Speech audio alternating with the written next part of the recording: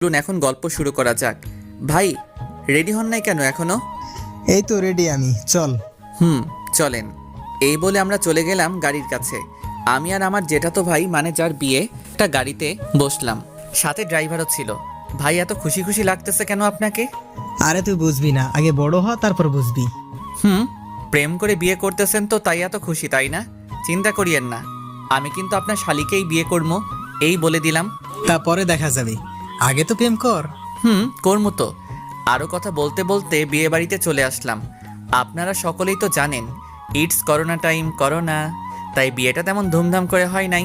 বাড়ির ভিতরে যেতেই চোখ আটকে গেল একটা মেয়ের দিকে। আমি কখনো পরী দেখি নাই, সেটা দেখার খুব শখ ছিল, কিন্তু মেয়েটাকে দেখে আমার পরী দেখার সম্পূর্ণ শখ মিটে গেছে। চেহারাটা ফর্সা এবং মায়ায় ভরা, পরনে ছিল ছাই কালারের একটা জামা, মাথায় ছিল একটা সাদা হিজাব,